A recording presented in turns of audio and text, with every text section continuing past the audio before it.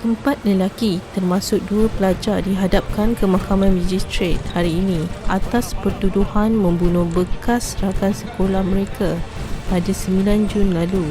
Bagaimanapun tiada pengakuan direkodkan. What makes them sadder is the fact that he has been declared brain dead.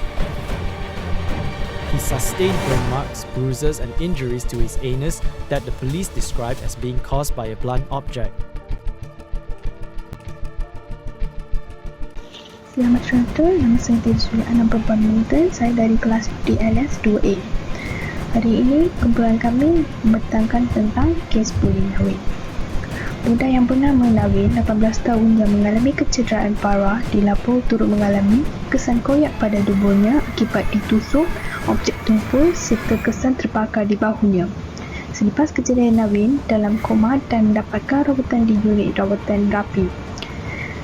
Nawin didapati meninggal dunia di Hospital Pulau Pinang pada hari 9 Jun 2017.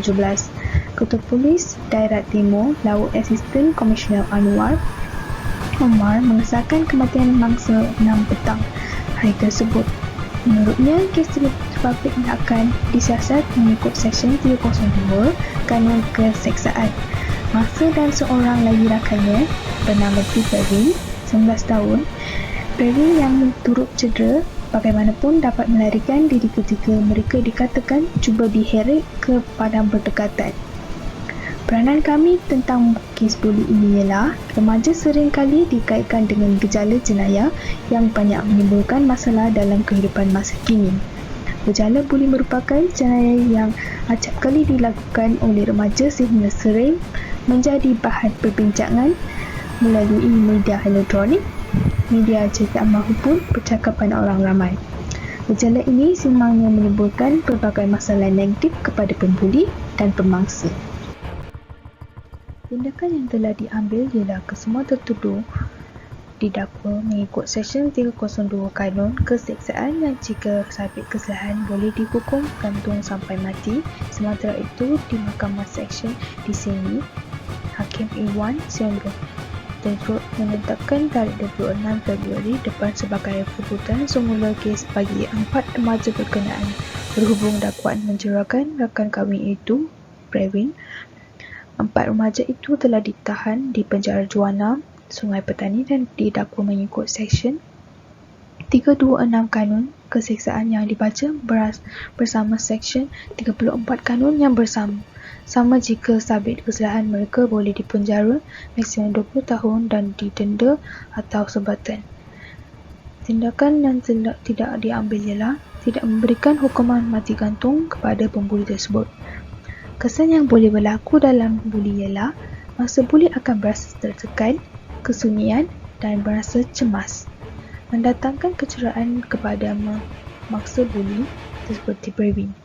Buli juga boleh menghilangkan nyawa seperti kes Nawin yang telah dipukul sampai mengalami kematian. Pembuli boleh dikenakan tindakan disiplin atau dibuang sekolah. Kesan seterusnya ialah pembuli boleh ditangkap dan dipenjarakan mengakibatkan gejala sosial yang lain seperti mencuri, merakut dan gangsterisme. Kesan lain yang berlaku ialah imej keluarga pembuli akan terjejas. Semua orang akan dipandang rendah terhadap keluarga pembuli. Seterusnya, ibu bapa dan guru menjadi sedih apabila hukuman berat dikenakan terhadap pembuli. Sejahtera, saya Jessica dari DBS 2A. Peribadi mereka yang tidak pemurah ini menyebabkan mereka merasakan kegiatan buli ini tidak memberi apa-apa kesan kepada mereka. Antara salah satu faktor berlaku isu buli berikut ini ialah faktor psikologi.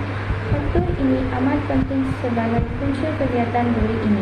Golongan yang menimbulkan kegiatan buli ini dari sudut psikologi akan mengalami trauma akibat daripada pernah dibuli. Sebagai contohnya, dalam kes buli Navin ini, pembuli tidak mampu mengawal emosi sendiri, menyebabkan mereka melepaskannya tanpa menghiraukan perasaan orang yang dibuli dan mereka langsung tidak merasa bersalah.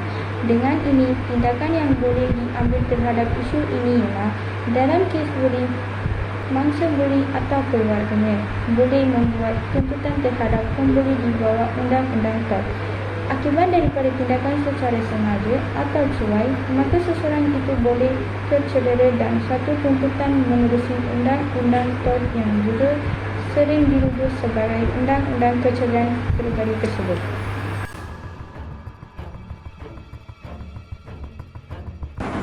Hello, nama saya Pawitra, saya daripada DLS 2B. Remaja lelaki T. Navin mangsa buli dan dipukul oleh sekumpulan lelaki di Jalan Kaki Bukit Gelugor meninggal dunia di Hospital Pulau Pinang. Navin yang berumur 18 telah berada dalam keadaan mati otak dan hanya dibantu oleh alat pernafasan, telah menghembuskan nafas akhirnya pada Jun 15, 2017. Kira-kiranya jam 5.30 petang. Kematian Navin ini disahkan oleh Ketua Polis Timur Laut Assistant Commissioner Omar. Ketika kejadian ini, kedua-dua mangsa dikatakan keluar untuk membeli burger dekat kawasan yang berdekatan dengan rumah sebelum mendatangi oleh sekumpulan lelaki yang memukul. Mereka menggunakan topi keledah. Ekoran kejadian itu, polis telah menahan 5 suspek berusia 16 hingga 18 tahun untuk membantu siasatan dan mereka mengakui memukul mangsa dalam kejadian terbabit.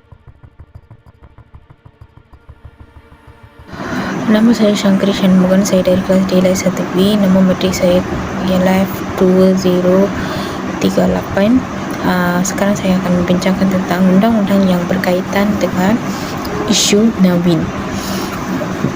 Di Mahkamah Magistrate memerintahkan kes 4 remaja lelaki yang didakwa membunuh mendiang T. Navin dipindahkan ke Mahkamah Tinggi Pulau Pinang. Magistrate Muhammad bin Sahul Hamid membuat keputusan itu selepas membenarkan permohonan timbalan pendakwa Raya Nurul Husin bagi memindahkan kes itu, namun tiada tarikh ditetapkan.